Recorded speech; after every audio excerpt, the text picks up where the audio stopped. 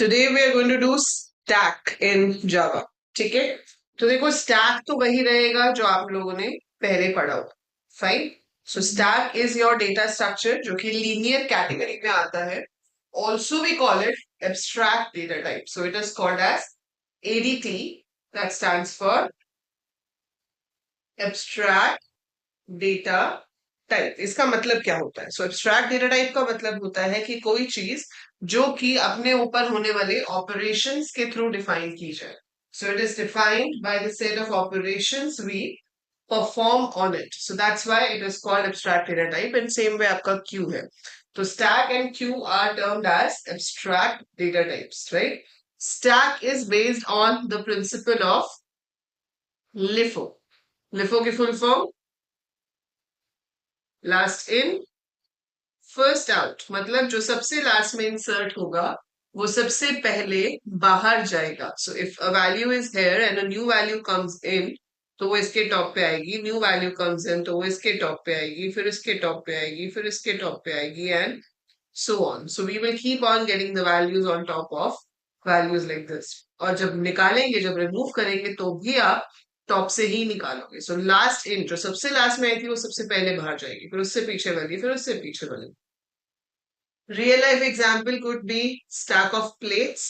अगर आप प्लेट्स देखो तो हम एक के ऊपर एक प्लेट्स रखते जाते हैं और हम निकालते कहाँ से? सबसे ऊपर से, है ना? स्टैक ऑफ बुक्स, बुक्स के ऊपर आप बुक्स रखते जाते हो. Stack of chair. सो ये कुछ एग्जाम्पल है रियल लाइफ में स्टैक कहाँ पे यूज होता है. बट कंप्यूटर साइंस में अगर आप देखो, मतलब नॉर्मल कंप्यूटर्स की एप्लीकेशंस में सबसे कॉमनली यूज्ड जो इसका है area, that is undo redo option.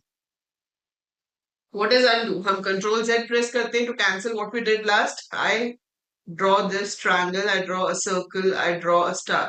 Now, if I do Control Z, so star will go first, then the circle, then the triangle. So जो मैंने सबसे लास्ट में ड्रॉ किया वो सबसे पहले गया, फिर उससे पीछे वाला, फिर उससे पीछे वाला. This is an example of stack, है ना? So undo मतलब कैंसिल करना जो काम आपने किया है, redo उसी काम को दोबारा से करना जो आपने किया था. सो दोनों ही स्टैक को यूज कर. जब आप फंक्शन कॉल्स करते हो, एक फंक्शन में से आपने दूसरे फंक्शन को कॉल किया, लाइक मेन में से आपने एक फंक्शन को कॉल किया, उस फंक्शन में से आगे किसी और फंक्शन को कॉल किया, फिर उसमें से किसी और फंक्शन को कॉल किया. तो जैसे जैसे आप कॉल करते जा रहे हो, आप एक एक नए लेवल पे जाते जा रहे हो. सबसे पहले खत्म वो होगा जो सबसे आखिर में कॉल हुआ था, फिर उससे पीछे वाला, फिर उससे पीछे वाला and so on. That's how your function call work, right? वो भी किसको यूज कर रही है? स्टैक को. Recursion when a function calls itself, उसमें भी जो लास्ट कॉल है वो सबसे पहले खत्म होती है, फिर एक एक पीछे आते आते आते आते आते हम एंड तक पहुंचते हैं. ठीक है. So we have undo, redo, function call, recursion. So these all are the various applications of stack. तो ये आपके स्टैक की एप्लीकेशन हो जाते हैं कि स्टैक कहाँ कहाँ जो है वो इस्तेमाल होता है. ठीक है. इसके अलावा हम एक बहुत ही चीज है जहां पे यूज करते हैं, वो है evaluation of postfix notation. Basically arithmetic expression की वैल्यूज आप कह सकते हो.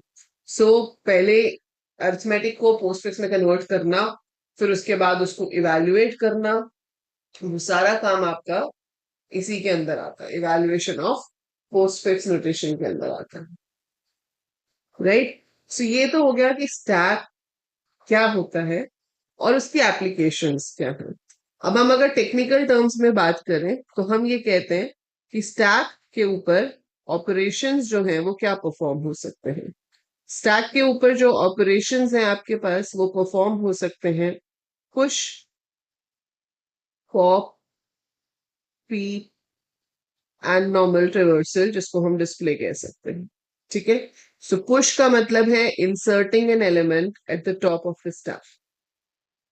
सो इंसर्शन एट टॉप. पॉप का मतलब है deletion from top. So we will be inserting at the top. So insertion at top, deletion from top. So insert भी हम top पे कर रहे हैं, delete भी हम top से कर रहे हैं. peek का मतलब है checking the topmost value. आप सिर्फ देख रहे हो कि topmost value है क्या, लेकिन आप उसको modify नहीं कर रहे. So you're checking out the topmost value, but you're not modifying it, you're not deleting it. हम सिर्फ देख रहे हैं क्या है. Reversal is basically display. अब इसमें भी जब हम पुश करते हैं, क्योंकि स्टैक बनाने के दो तरीके हैं, एक तो आप एरे को यूज करके बना सकते हो और एक आप डायनामिक डेटा स्ट्रक्चर के हेल्प से बना सकते हो, जिसमें जब चाहिए होगा तभी एक नया एलिमेंट ऐड होगा। उसमें साइज की कोई प्रॉब्लम नहीं होती, पर अगर हम एक फिक्स साइज एरे को स्टैक लेके चल रहे हैं तो we will have a problem of overflow at the time of push, that is inserting an element if the stack is already full. So inserting an element when stack is already full. Deletion from top is underflow. So this is overflow, insertion at top, deletion from top is underflow. That is deleting an element or trying to delete an element from a stack when it is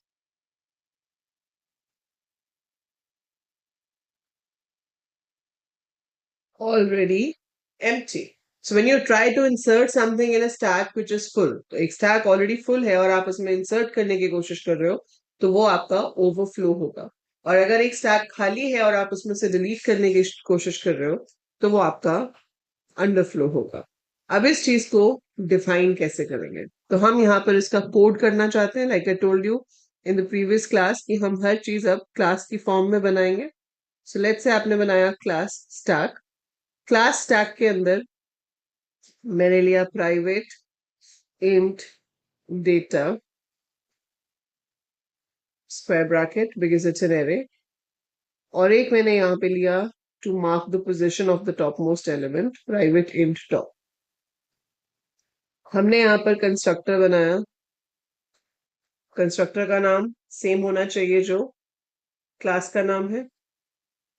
इसके अंदर आपने जो array है उसका कोई भी एक size लेकर क्रिएट कर लिया। मान लो आपने यहाँ पर private final int max is equal to 10 लिया है, तो यहाँ पर मैंने मैक्स साइज का एरे बना लिया और टॉप को इनिशियली -1 कर दिया, क्योंकि -1 एरे के अंदर वैलिड पोजीशन नहीं होता है एरे में। तो हमने ये इंडिकेट कर लिया कि -1 होने का मतलब है स्टैक इज एम्प्टी, स्टैक में कुछ भी नहीं है। तो आपका एरे तो बन गया लेकिन खाली है। ठीक है, अब आप इसके अंदर डिफरेंट फंक्शंस बना सकते हो। जैसे आप इसमें पुश बनाओगे तो उसमें क्या होगा? पब्लिक वॉइड पुश, आप एक वैल्यू रिसीव कर रहे हो which you have to add in the stack. तो सबसे पहले तो मैं चेक कर लूंगी कि अगर तो मेरे पास टॉप की वैल्यू max -1 है, so if top has reached max -1, that means stack is full. So system.out.println, this is a situation of overflow. अगर ऐसा नहीं है, अगर ऐसा नहीं है तो टॉप जहां कहीं पे भी है वहां से इंक्रीज हो जाए, टॉप ++ हो जाए, और फिर डेटा में टॉप पोजीशन पर आपकी वैल्यू स्टोर हो जाए। So we get it like this. So अगर टॉप ऑलरेडी मैक्स -1 पे है तो हम कहेंगे कि स्टैक इज फुल, स्पेस ही नहीं है। और अगर ऐसा नहीं है तो जहां पे भी टॉप है, अगर टॉप -1 था तो वो 0 पे हो जाएगा और फिर डेटा में 0 पोजीशन पर वैल्यू इंसर्ट हो जाएगी। अगर वो 1 पे था तो 1 पे चला जाएगा, 2 पे, 3 पे, व्हाटएवर जो भी बनता जाएगा। लेकिन अगर वो 9 पे पहुंच चुका है तो 9 is equal to max -1, it will only say overflow.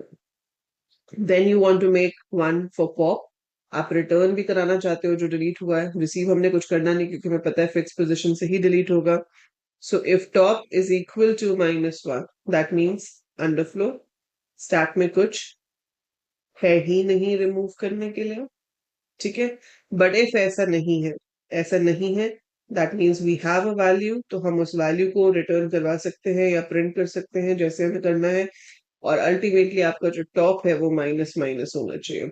अगर आप रिटर्न कराना चाहते हो तो मान लो मैंने यहाँ n इज इक्वल टू 0 लिया और यहाँ पर मैं ले लेती हूँ n में data top, top minus minus, और n में हमें रिटर्न एंड करना पड़ेगा। बाकी मैं आपको अब एक्चुअली कोड करके दिखाती हूँ ताकि हम प्रोग्राम रन भी कर सके। ये मैंने आपको लिख के दिखाया ताकि आपको स्टेप्स क्लियर हों कि हम एग्जैक्टली पुश और पॉप में क्या कर रहे हैं। तो कोई नया काम नहीं है, ये बेसिक एरे के ऊपर बेसिक ऑपरेशंस है जो आप यूजुअली भी करते हो। ठीक है, बस इतना फर्क है कि इसको हमने स्टैक कह दिया क्योंकि स्टैक का मतलब ही यही है, it's an abstract data type. तो आपके पास ऐसा नहीं है कि कोई नई तरीके की कोई चीज आ गई है, आपको सिर्फ डेटा को मैनेज अलग तरीके से करना है। ठीक है, so that's how it's different, otherwise तो it is the same thing. तो जो मैंने अभी लिखा है वहां पर वही चीज मैं यहाँ पर आपको क्रिएट करके दिखा रही हूँ विद अ प्रॉपर प्रोग्राम, ताकि हम इसको एग्जीक्यूट करके देख सके कि ये किस तरह से काम कर रहा है। ठीक है, सो पब्लिक स्टैक आपका यहाँ पर कंस्ट्रक्टर बन जाएगा। Data is equal to new int, अभी आप यहाँ पर मैक्स लेना चाहते हो,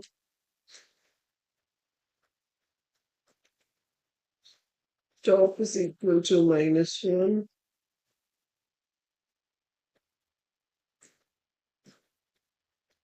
private int max is equal to 10। और फाइनल हम इसलिए लिख देते हैं, किस लिए लिखते हैं वो आप बताओगे। Why have I written the keyword final in front of this? What is the purpose of final keyword over here?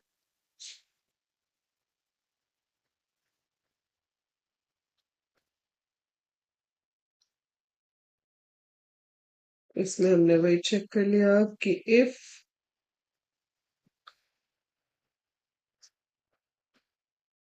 top is equal to max -1,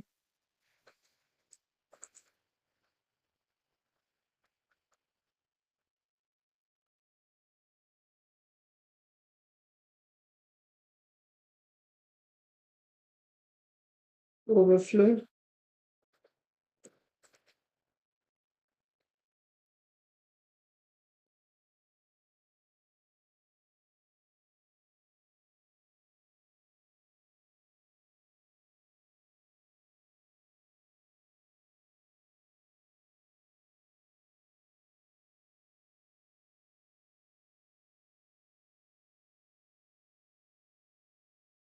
public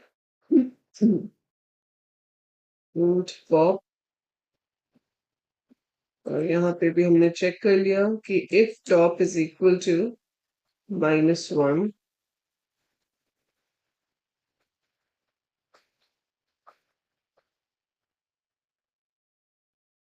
stack is empty.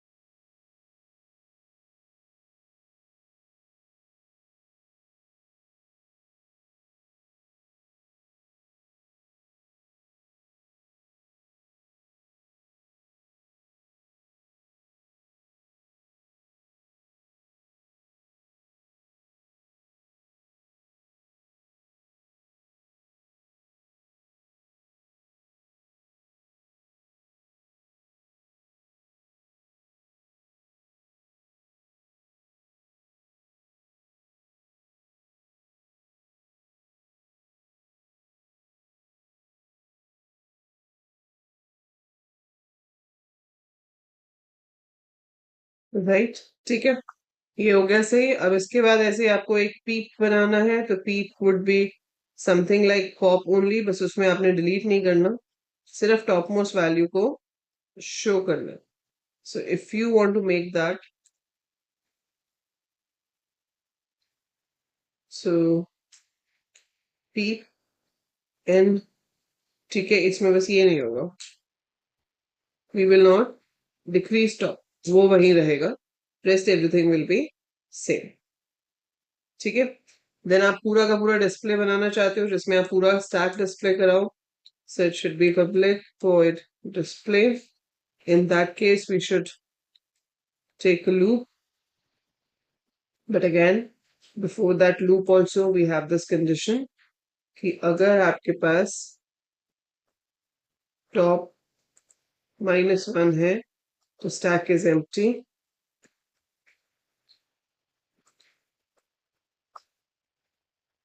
Else for int I is equal to top, I greater than or equal to 0, I minus minus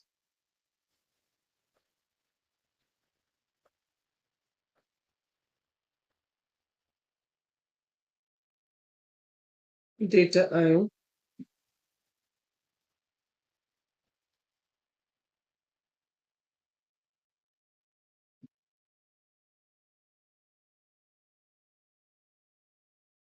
बाकी formatting तो आपके ऊपर है, आप जैसे display कराना चाहो, जो करना चाहो वो आप कर सकते हो। I am just showing a rough version of this, ठीक है। तो ये स्टैक मेरी क्लास बन गई। अब मुझे क्या करना है? अब मुझे एक वो भी बनानी है फाइल जिसके अंदर से आप इसके फंक्शंस को कॉल करोगे, ठीक है। सो हमने यहाँ पे बना दिया stack prg, stack prg dot Java and save it in D drive अपना, ठीक है। सो ये हमारी क्लास क्रिएट हो गई है। क्लास के अंदर हमने डेटा टॉप ये सब कुछ लिया, स्टैक कंस्ट्रक्टर बनाया, पुश के अंदर इंसर्ट कराया, पॉप डिस्प्ले कराया, पीप करा लिया, डिस्प्ले करा लिया। And now you are going to make the class जिसके अंदर आपका मेन होगा, और वो मेन जो है वो किसमें होगा? क्लास स्टैक prg में। Public static void main string cards. Now inside this, what we need to do is we need to create the object of class stack. Stack s is equal to new stack. Scanner चाहिए होगा user से value लेने के लिए, तो एक scanner ले लेते हैं। और आप चाहते हो कि ये यूजर मेन्यू ड्रिवन प्रोग्राम बने, तो मैं यहाँ पे लगा लूंगी डू, और उसके अंदर मैं यूजर से पूछ लूंगी कि भाई आपको क्या ऑप्शंस चाहिए हैं। सो system dot out dot println press want to push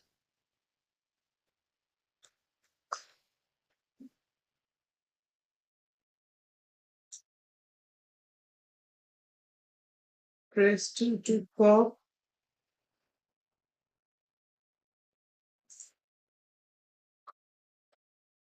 p to p,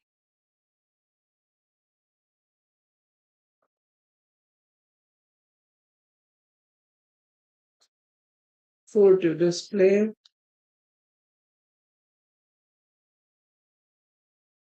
5 to exit। यहाँ पर आप एक वेरिएबल ले लो जिसके अंदर आप अपनी चॉइस पूछ सकते हो, और भी अगर आपको कोई वेरिएबल चाहिए होगा तो हम यहाँ ले सकते हैं। यहाँ पर हमने उसको पूछ लिया choice is equal to sc dot next int।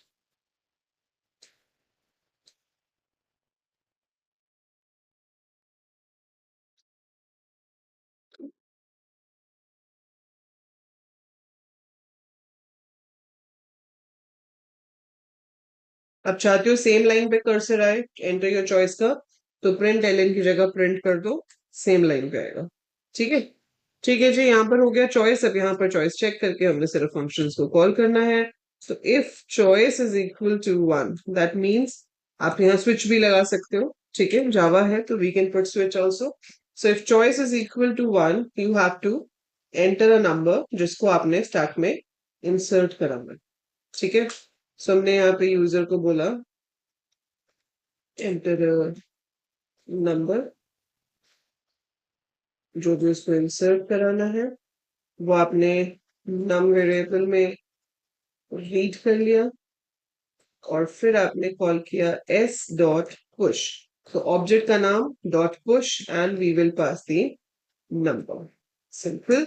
Similar way we will check else if choice is equal to 2, that means we have to pop. So here we can write that deleted element is deleted element is concatenated by s dot pop. जो भी delete होकर आया होगा वो print हो जाएगा.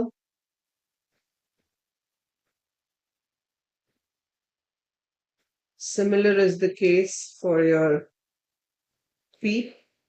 बस उसमें क्या हो जाएगा, चॉइस 3 है और आपने यहाँ पर डिलीटेड की जगह टॉप एलिमेंट को शो करना है. और जब सारे ही दिखाने हैं आपको, तो जब चॉइस हमारे पास 4 है तो ये सब चाहिए ही नहीं, हमें सिर्फ एस डॉट डिस्प्ले करना.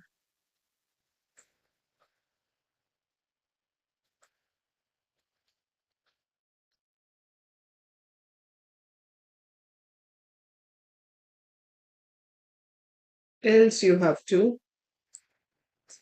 break, that is your exit, और वो आपने नीचे while के साथ भी लिखना ही है कि while choice is not equal to 5 तब तक रिपीट होता है. ठीक है, तो ये आपका बन गया मेन, जहां से सारी कॉलिंग हो.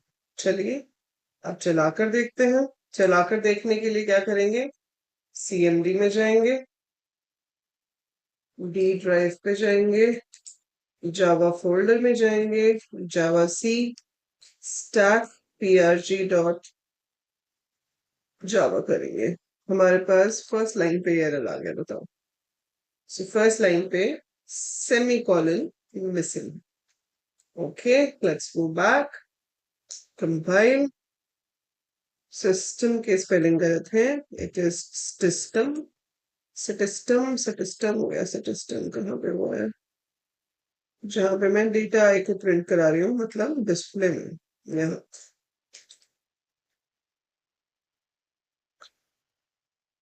So finally it's all fine and let's execute it. So उसने पूछा ये सब, मैंने ऑप्शन 1 सेलेक्ट की, वैल्यू एंटर की, 1 सेलेक्ट की, वैल्यू एंटर की, 1 सेलेक्ट की, and if I press 4, so I have these values. 44 सबसे लास्ट में इंसर्ट हुआ था. पॉप करोगे तो 44 डिलीट हो जाएगा. अब अगर डिस्प्ले करूंगी तो 44 is not in the stack. Peep करोगे तो 22 डिस्प्ले होगा, लेकिन वो अभी भी स्टैक में है, it's not removed. So same way if you keep popping the values, वो एक एक करके सारी डिलीट कर रहा है. जब डिलीट हो चुके होंगे तो स्टैक इज एम्प्टी आएगा एंड डिलीट एलिमेंट इज 0 आएगा. ठीक है, और ऐसे ही अगर आप इंसर्ट कराते जाओगे और आपकी 10 वैल्यूज तक इंसर्ट हो जाएंगी,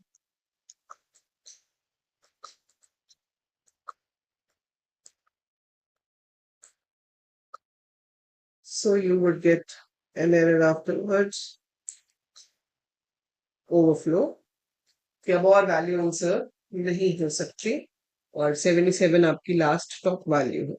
सो that's how we implement a stack. लंबा प्रोग्राम जरूर है, बट ऐसा नहीं है कि कुछ समझ ना आए इसके अंदर, आई थिंक, है ना. तो ऐसा आपको नहीं लग रहा होगा कि कुछ समझ में नहीं आया. इट्स ऑल बेसिक और स्टैक के बेसिक ऑपरेशंस है, बट हाँ, ये सब आपको एक ही प्रोग्राम के अंदर लिखने थे तो इट बिकम्स अ बिट लेंदी. समझ में आया सब. सो हम इस प्रोग्राम को भी अपना गिटहब पे ऐड कर देते हैं. सो यहाँ पे जाकर हम इसे अपलोड कर देंगे. choose the file and we have our file in D drive Java folder. Name of the file is stackprj.java. So ये यहाँ से insert हो जाएगी and we commit the changes. So कभी भी आपको ये सारे प्रोग्राम्स में से कोई भी रेफर करना हो, it's all there in the repository, तो आप यहाँ से इसको ले सकते हैं. ठीक है. सो ये तो आपने देखा कि स्टैक को इम्प्लीमेंट कैसे करते हैं. ठीक है, तो हमने स्टैक की इम्प्लीमेंटेशन देखी. अब अगर इसकी एप्लीकेशन हमें देखनी हो तो एग्जीक्यूटिंग अरिथमेटिक एक्सप्रेशंस बेसिकली इसका एक मेजर एप्लीकेशन है.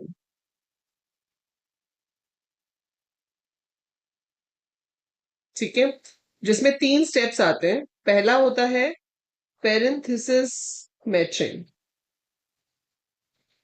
पेरेंथेसिस मैचिंग मतलब आपको ये देखना है कि जो स्टेटमेंट्स है उसके अंदर ब्रैकेट्स वगैरह अगर हैं तो वो प्रॉपर लगी है या नहीं, इसको चेक करना। तो उसका बहुत सिंपल सा कंसेप्ट है कि जितनी ओपनिंग ब्रैकेट्स आएंगी उतनी बार आप स्टार्ट में कुछ पुश करते जाओ, है ना। एक एक करके सारे कैरेक्टर्स को स्कैन करो। जैसे ही ओपनिंग ब्रैकेट आएगी, push something in the start, और जैसे ही क्लोजिंग ब्रैकेट आएगी, pop something from the start. तो अगर तो ये आपकी एक्सप्रेशन खत्म हो गई और स्टैक भी खाली है, दैट मीन्स ही पेरेंथेसिस बिल्कुल सही थी, जितनी पुश हुई उतनी पॉप हो गई। दैट मीन्स जितनी ओपन हो रही थी उतनी ही क्लोज भी हो रही है।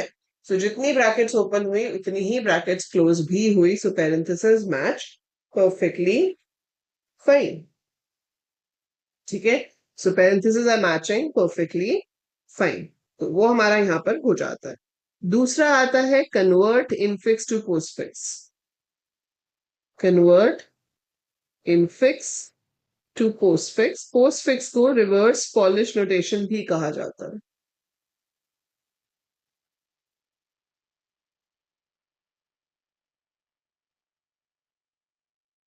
So we also call it reverse polish notation, right?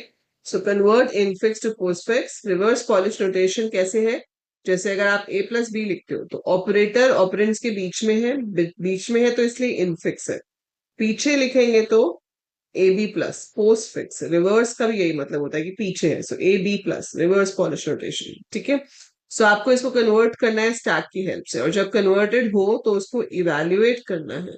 So evaluate post fix notation, ये सारे काम with the help of stack हम कर सकते हैं। तो ये तो आपने देखा कि जब भी ब्रैकेट ओपन होगी पुश कर दो, ब्रैकेट बंद होगी तो पॉप कर दो।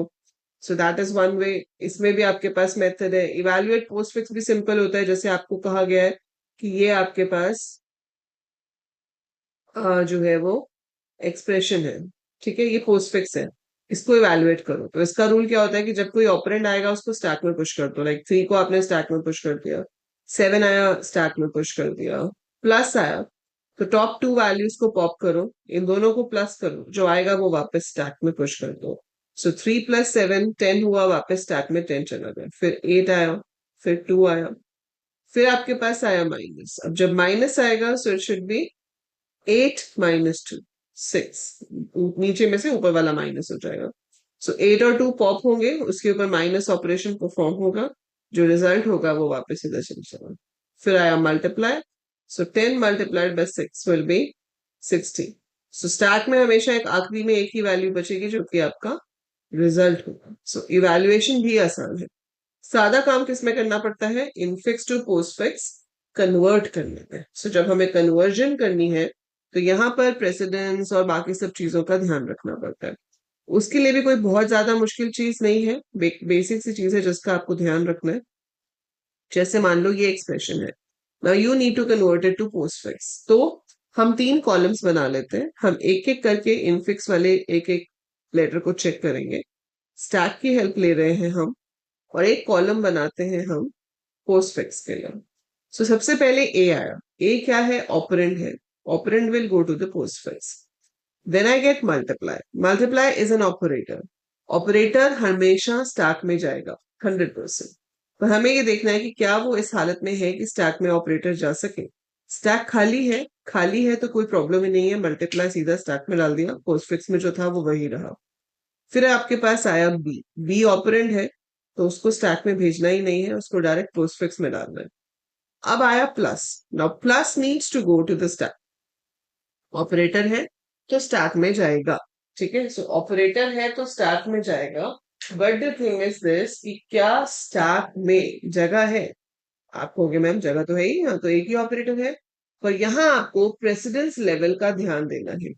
मल्टीप्लाई के ऊपर हम प्लस नहीं डाल सकते, so we can not put multiply on plus. So हमें क्या करना पड़ेगा? We have to take out the multiply. Multiply को हम पॉप करेंगे और पोस्टफिक्स में ट्रांसफर कर देंगे। सो मल्टीप्लाई को मैंने पॉप किया और इधर ट्रांसफर कर दिया, और ये जो प्लस है ये स्टैक में अब जा सकता है क्योंकि स्टैक खाली हो गया।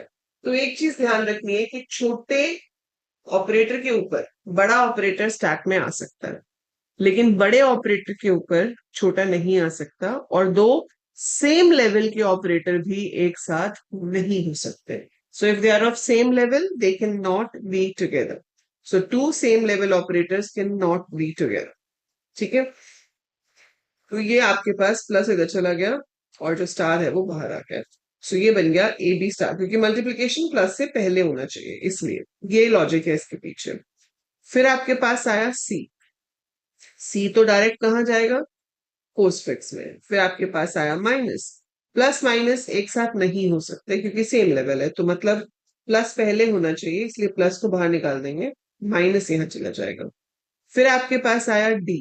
D is an operand, operand will directly come है। फिर आया स्लैश, स्लैश माइनस के ऊपर आ जाएगा। फिर आया आपके पास ई।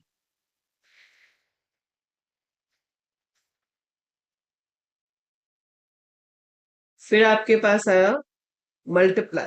अब जब मल्टीप्लाई आएगा तो क्या होगा, we will take out this divide, क्योंकि सेम लेवल के एक साथ नहीं हो सकते, लेकिन माइनस निकालने की जरूरत नहीं पड़ेगी क्योंकि माइनस के ऊपर मल्टीप्लाई आ सकता है। फिर आपके पास आया एफ। सो वो एफ आपका यहां पर पीछे अटैच हो जाएगा। खत्म हो गई एक्सप्रेशन। खत्म हो गई तो अब आप क्या करोगे, ये सब ले लोगे और इनको वापस पॉप करोगे। So multiply is popped, minus is popped. So आप यहां से देख सकते हो कि अगर मैं यहाँ पर इसको देखूं ध्यान से तो ये कैसे इवेलुएट होगा। ऑपरेटर ये है, अपने से पिछले दो पे काम करेगा, सो मतलब ए और बी पहले मल्टीप्लाई होंगे, ठीक है, वो सी के साथ ऐड हो जाएंगे, ठीक है, फिर डी और ई डिवाइड होंगे, उसका जो रिजल्ट होगा वो एफ के साथ मल्टीप्लाई होगा, और फिर ये सारा subtract. That's how it's perform. ठीक है, सो इस तरीके से आपका ये जो काम है वो यहाँ पर परफॉर्म कराया जाएगा। Understood?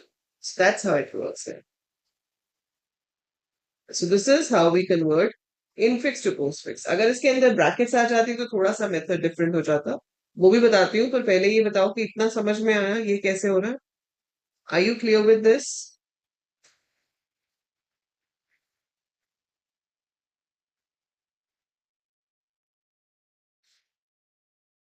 Is it clear Udayansh, Mansi?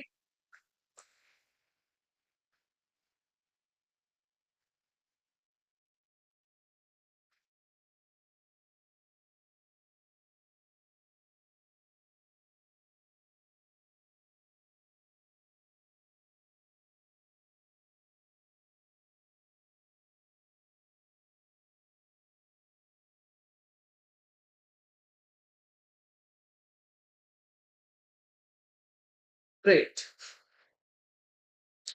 ठीक है, अब इसी में अगर हम ब्रैकेट्स लगा देते तो ये थोड़ा डिफरेंट तरीके से काम कर। इसका कोड भी आप कर सकते हो, ठीक है, you can write a program for this.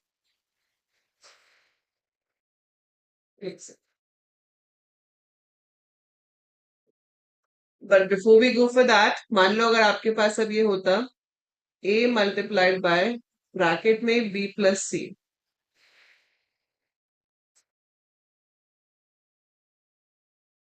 Divided by d, तो ये कैसे काम करता, a पोस्टफिक्स में जाता, मल्टीप्लाई स्टैक में जाता, ब्रैकेट स्टार्ट हो गई, सो ओपनिंग ब्रैकेट आपकी स्टैक में चली जाएगी, ठीक है, opening bracket will go to the stack. अब जब ऑपरेटर आएगा, वैसे तो प्लस जो है वो मल्टीप्लाई के ऊपर नहीं आ सकता, we can not put plus above multiply, लेकिन यहाँ बीच में ब्रैकेट है तो ये पॉसिबल है। फिर आपके पास सी आया तो सी इधर आ जाएगा, फिर ब्रैकेट क्लोज हो रही है, तो ब्रैकेट क्लोज और ओपन के बीच में जितने ऑपरेटर्स हैं वो बाहर आ जाते हैं, और ओपनिंग ब्रैकेट स्टार्ट से हट जाती है, ठीक है। अब यहां सिर्फ स्टार रह जाएगा। फिर स्लैश आया, स्टार और स्लैश दोनों एक साथ नहीं हो सकते क्योंकि दोनों सेम लेवल है, so one has to be taken out, तो स्टार को बाहर निकाल दिया गया, स्लैश यहाँ पे रहेगा। फिर डी आया, डी आया तो ये बन जाएगा A B C plus multiply D. खत्म हो गई एक्सप्रेशन।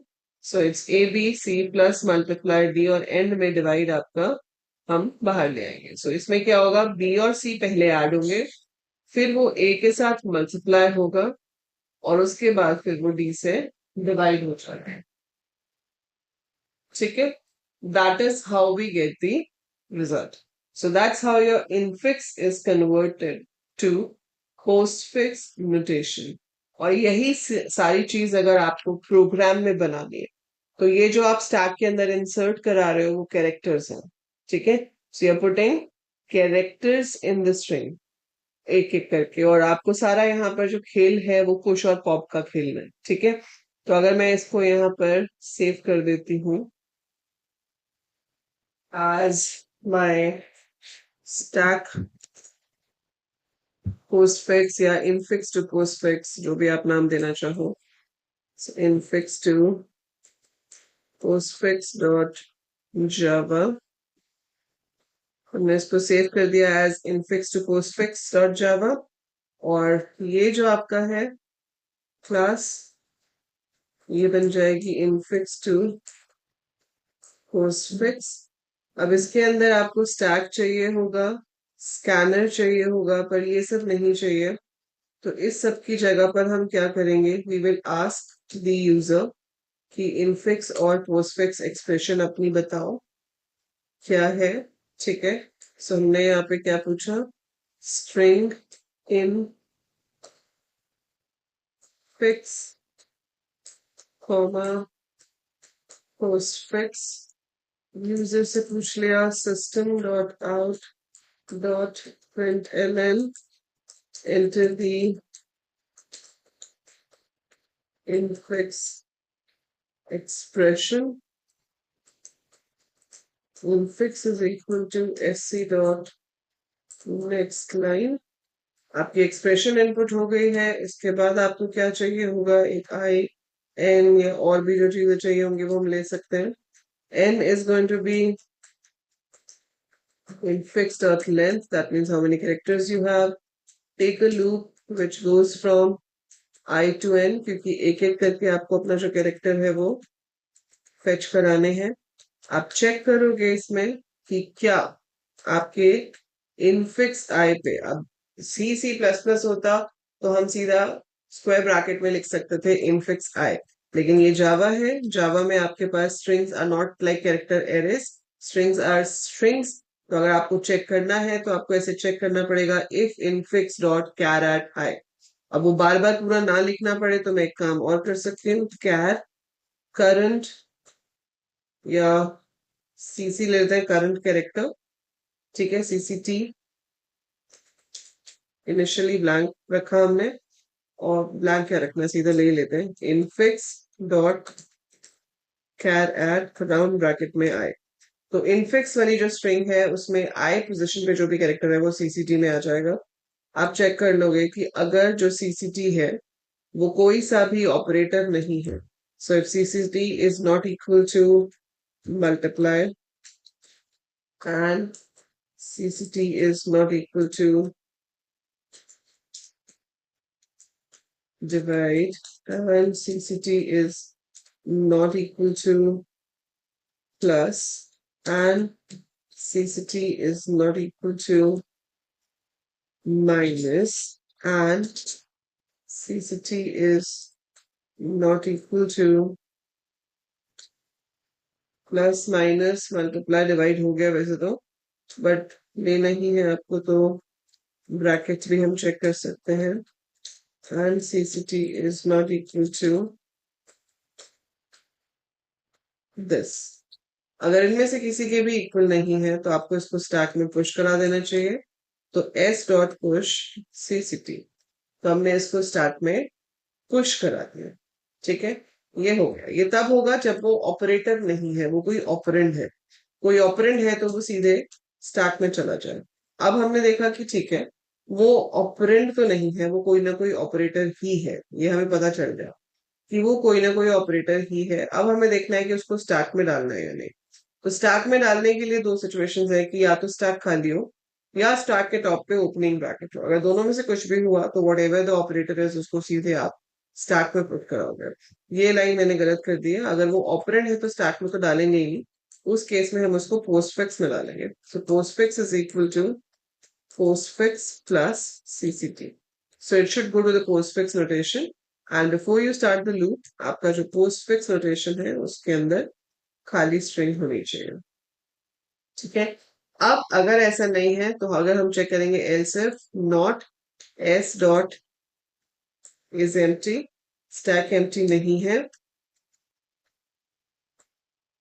stack empty है, else if s dot is empty, या तो stack empty हो या फिर s dot p जो है वो इक्वल टू ओपनिंग ब्रैकेट हो। अगर स्टैक के टॉप पे ओपनिंग ब्रैकेट है या स्टैक खाली है तो जो भी ऑपरेटर हमारे पास आया है उसको आप डायरेक्टली स्टैक में पुश करा देंगे। ठीक है, लेकिन अगर स्टैक खाली नहीं है, स्टैक खाली भी नहीं है, टॉप पे ब्रैकेट भी नहीं है, तो आप देखोगे कौन सा ऑपरेटर है। कौन सा ऑपरेटर है हम चेक करेंगे, if CCT is equal to multiply और CCT is equal to divide. ये हमारे हायर लेवल हमने लिए हुए हैं, सबसे हाईएस्ट लेवल यही है। इस केस में आपको इसे तो स्टैक में डालना ही है, वो तो पक्का है कि ये तो खुद स्टैक में जाएगा ही जाएगा, वो मल्टीप्लाई डिवाइड जो है उसे तो जाना ही है। पर उससे पहले क्या स्टैक से कुछ निकालने की जरूरत पड़ेगी? तो तभी पड़ेगी जब सेम लेवल के ऑपरेटर होंगे, क्योंकि अगर स्टैक में पहले से प्लस माइनस हुआ तो कुछ भी नहीं निकालना, लेकिन अगर स्टैक में पहले से मल्टीप्लाई डिवाइड हुआ तो आपको वो निकालना पड़ेगा। तो हमने चेक किया कि एस डॉट पी क्या स्टैक के टॉप पे मल्टीप्लाई है या स्टैक के टॉप पे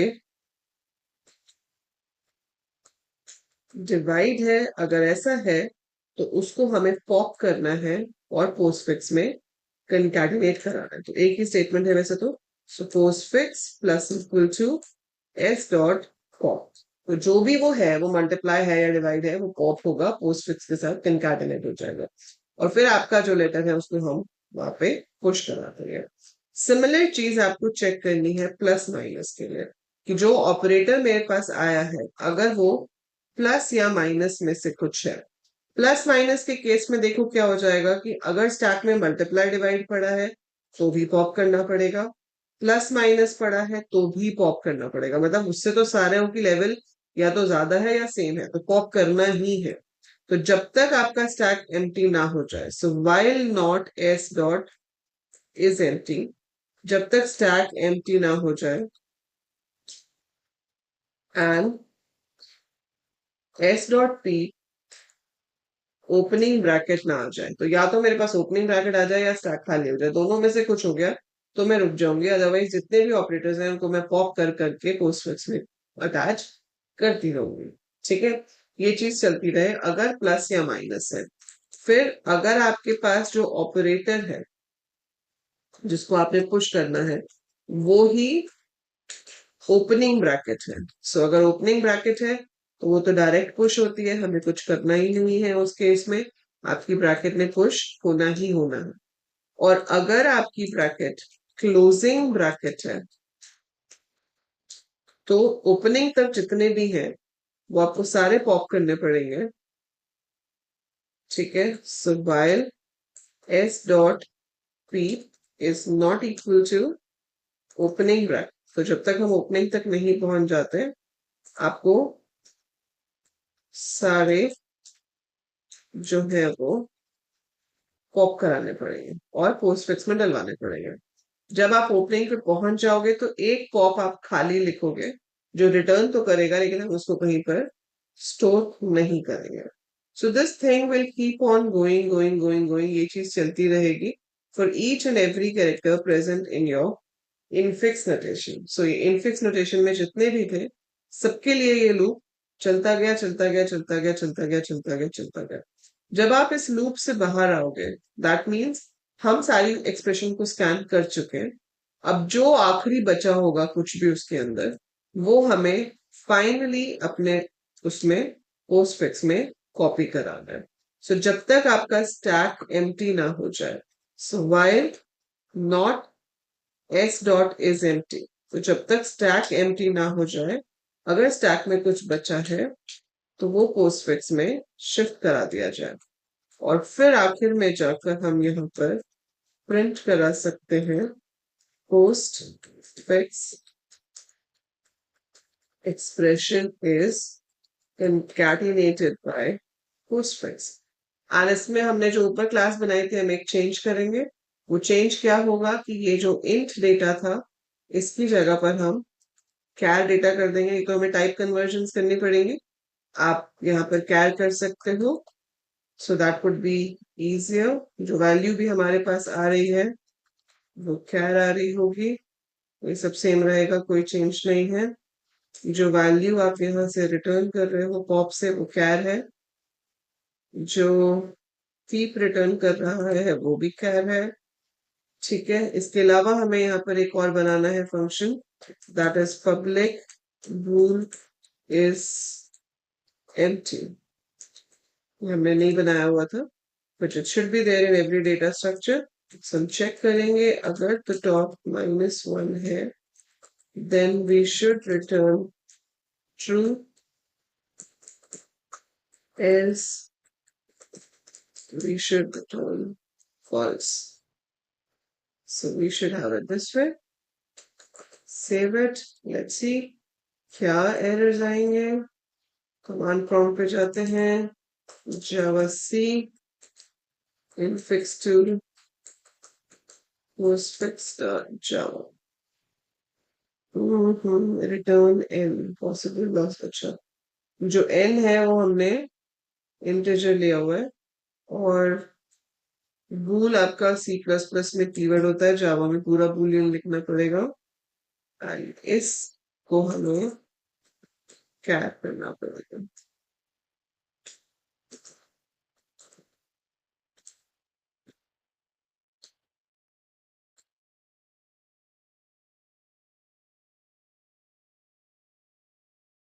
अच्छा, पीप में भी था, मैंने एक फंक्शन में तो चेंज कर दिया, इधर नहीं किया। सो इट शुड बी कैर। सो वो क्या कह रहा है, पॉसिबल लॉस ऑफ डेटा। जब आप एक डेटा टाइप दूसरे डेटा में कन्वर्ट करते हो, सो डेटा लॉस के चांसेस हैं, इसलिए वो आपको अलाउ नहीं कर रहा। आप टाइप कास्ट कर सकते थे, बट मैंने टाइप ही दूसरा ले लिया। So a plus B multiplied by c minus d। So इसका क्या आ गया, A B C multiply plus D minus, बिल्कुल सही है। ठीक है, फिर से रन करते हैं। इस बार मैंने दिया a plus B multiplied by C minus D. So A B plus होना चाहिए, सी डी माइनस मल्टीप्लाई होना चाहिए। तो आप जो भी इसमें एक्सप्रेशन एंटर करोगे, अब ये आपके पास अकॉर्डिंगली वर्क करके आपको रिजल्ट दे देगा। सो that's how you convert infix to postfix expression। ठीक है, आई होप समझ में आया होगा। इस प्रोग्राम को अच्छे से देखना, खुद से करने की कोशिश करना। खुद से करोगे तो ज्यादा अच्छे से समझ आएगा, बट इससे पहले कि आप इस प्रोग्राम को खुद से करो, इंपॉर्टेंट है कि आप कुछ क्वेश्चंस पहले सॉल्व करो इनफिक्स टू पोस्टफिक्स वाले। तो आप खुद से कुछ ये एक्सप्रेशंस हैं जिनको पहले बाय हैंड सॉल्व करोगे। ठीक है, so try to solve these, and once you have solve these, आपको लॉजिक जो है वो अपने दिमाग में अच्छे से क्लियर हो गया है, तो आप क्या कर सकते हो, इसका